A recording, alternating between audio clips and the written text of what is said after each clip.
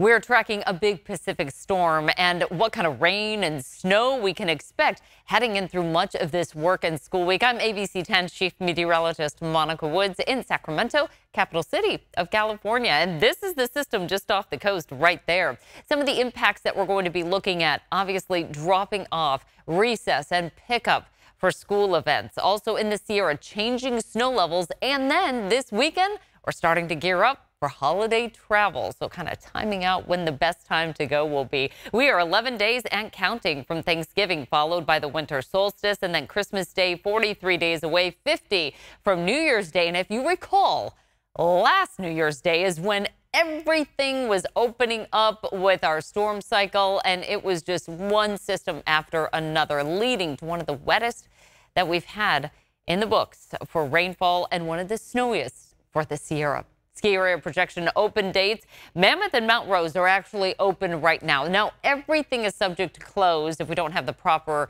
weather elements to support staying open. Heavenly and Boreal open November 17th, just ahead of Thanksgiving Day, and then Palisades Tahoe on November 22nd. We'll follow that up with North Star. That actually opens up November 17th, so just before the Thanksgiving holiday. Kirkwood, December 1st, Sierra Tahoe, December 2nd, Homewood, the 15th, and Bear Valley on the 16th. Again, all of this is weather dependent if we're able to stay open or not. Now, this first storm cycle that's coming through, really the first big significant storm system of this season, has been flip-flopping in terms of how cold it's going to be, how much rain and snow it's going to deliver, and the timing of when it arrives. So each day we've been getting closer and closer to the scenario that will actually play out. For our Sunday evening into Monday, we're primarily just seeing an increase in cloud cover. We're already seeing some showers along the Pacific Northwest coast here as we take a look at the bigger view. And this is the big storm pulling out of the Gulf of Alaska. What's happening, it looks like more and more, is it is going to slide just along the coast and then start tapping into some of this subtropical moisture down to the south of us here. It's being blocked by a big ridge of high pressure off to the east. So it's going to get stuck along the coast and really just spiral its way off the coast periodically through the week. It will send waves of wet weather our way. This is what it looks like early Tuesday morning. The first bands of rain start to affect us. But what you'll notice is this is largely hugging the west side of the state. That's because of the proximity of the low being a little bit closer to the west side of the state than making its way a sharp track inland, where it would bring more rain, but in a shorter duration likely than what we would see when these things just hang off the coast. It's a rain snow event for the Sierra. So again, this just shows us the warm nature of the first bands of rain that start to come on in. With Monday being largely a dry day, it's a great time to clear some of those leaves from the storm drains. We've got all that fall color coming to peak, and much of that is starting to fall in the upper foothills up in the Sierra. Checking the wiper blades and also finding an umbrella and rain gear here on the west coast for anybody that's not watching here on the west coast. If you're in other parts of the country, we go months without any rain, and the first time we start to use those windshield wipers, sometimes we find that they're broken or just not working very effectively. Finding the umbrella and rain gear, which have kind of made their way into the back of the closets or maybe at the bottom of a bin, it's a big deal to kind of open up the storm door here. This is a look at the fall color. Again, we've got some of those leaves hanging on to the trees out there. It's beautiful through some parts of the valley and the lower foothills, but the upper foothills, the Sierra, we're past peak. The leaves have fallen, so it's kind of a daily chore to get all of that cleared out. As far as our active weather timeline, this is what we know right now. And again, the caveat is this has been all over the board in terms of timing, totals, and how cold or how warm the storm system is going to be. So Monday, we just have more clouds. Tuesday, we get the morning showers, heaviest west of I-5, and then just up to the north of Sacramento.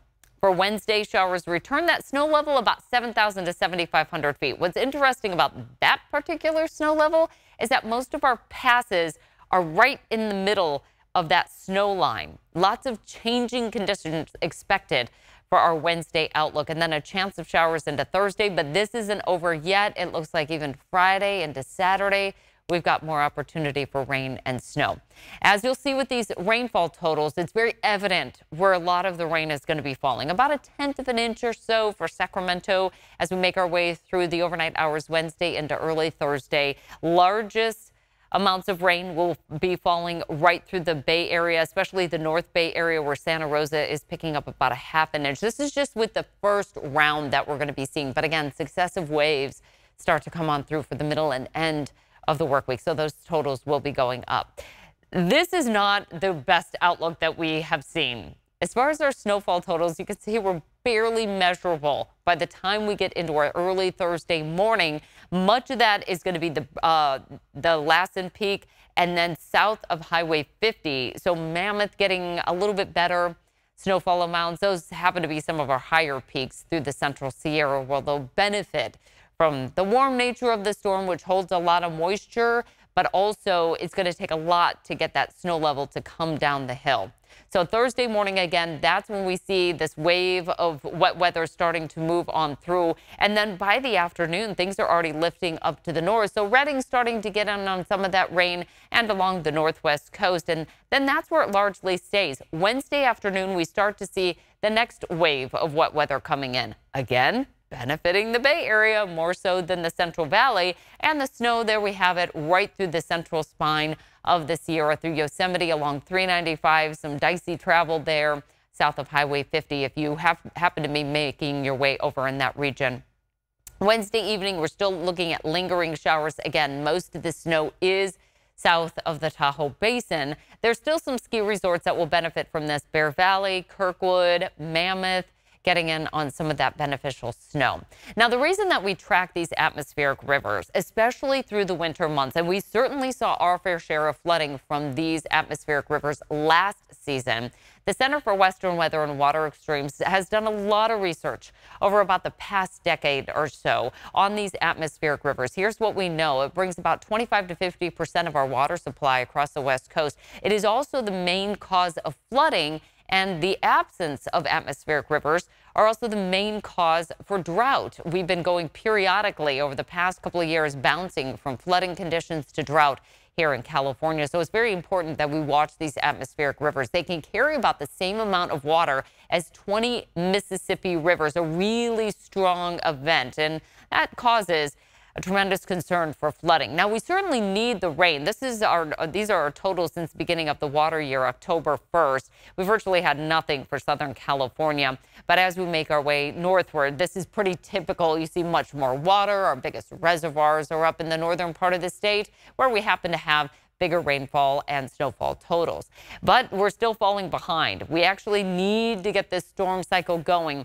Our wettest months happen to be December, January, and February, so there's still time. November is kind of one of those months where we start to kind of try to slide into that more rainy part of the year.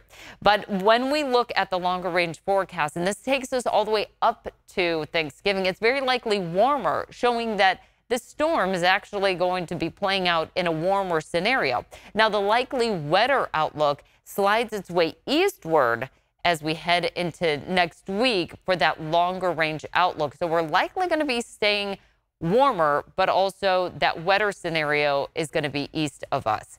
This is a look at one of the longer range models, and this is that first storm system. And you can see that counterclockwise circulation just kind of hanging off the coast. And then east of us, we are terribly dry, and that's where that high pressure ridge is, just blocking this low pressure system from coming in. It's called the Rex block pattern, so it really prevents these storm systems from moving inland. But once we get into our Friday outlook, that's when this moves in, and so Saturday largely looks like a really wet day. Now, the reason I wanted to point this out, because I know a lot of folks, especially if you're doing a little bit more long range travel, like to get that going over the weekend ahead of Thanksgiving, which happens next week. So if you're traveling this weekend, trying to get those holiday plans going for the travel, Saturday is likely going to be pretty wet throughout the entire state.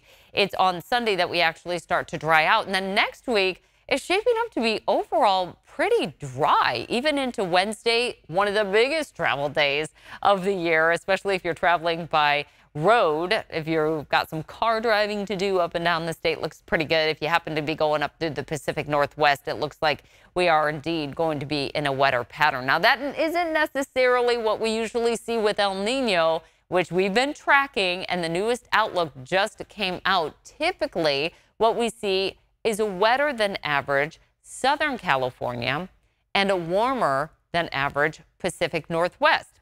So here's a look at the latest outlook from ENSO. The El Nino pattern is going to continue through spring. So they put together all the modeling through the month of October, and it was released just last week.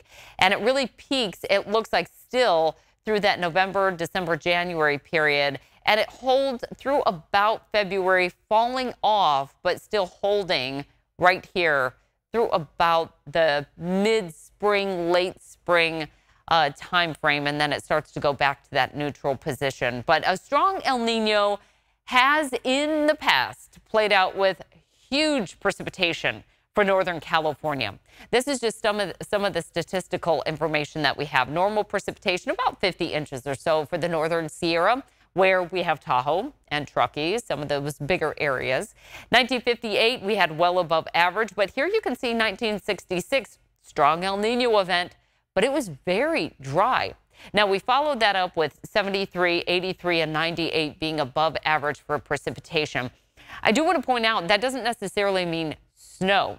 Unfortunately, in that 97, 98 time frame, we had horrible flooding because a lot of the rain fell on top of snow that was already in place. And so we had a lot of water managers that were scrambling to try to release water from some of the reservoirs and getting that flushed through the system so that all that snow melt could come down the hill in the form of a lot of water. It was just huge volumes of water. It did lead to some flooding. And in 83, we had a lot of vulnerable areas that the levees just couldn't hold. Those areas right along the rivers that are built up to try to protect us from the flooding, they just caved with the pressure of all that water coming down the hill. So that's why we keep a close eye on El Nino. I've had a lot of questions about that, actually. Why is El Nino such a big deal? It automatically means flooding? No, not necessarily. And we've had a lot of progress also with our weather modeling and just what we're able to do in terms of prediction of how much water may be coming down the hill and how much water may be coming in. Again, a lot of that is from CW3E, the Center for Western Weather and Water Extremes. So it's we're very fortunate that we have that research going on there. Over the next 3 months, a wetter than average outlook for the Pacific Northwest, and pretty much that's how things have started off for this rainy season. Drier for Southern California. So again, the absolute opposite of what we normally see, and above average temperatures again continuing over the next 3-month outlook. For our short-term forecast, highs in the 50s for the Sierra, 60s down low to kick off this new work and school week. We'll see 60s along the coast and inland, and we'll take that all the way through the valley. A very mild day, actually, to start us off for the new work and school week. When we turn our attention to the 5-day outlook, temperatures largely stay pretty consistent. It's just the on and off opportunity for rain mixed with snow in the mountains, with those overnight lows hovering right about the freezing mark. That's where we have our best chance to see some of that snow. And then the daytime, it turns back to rain.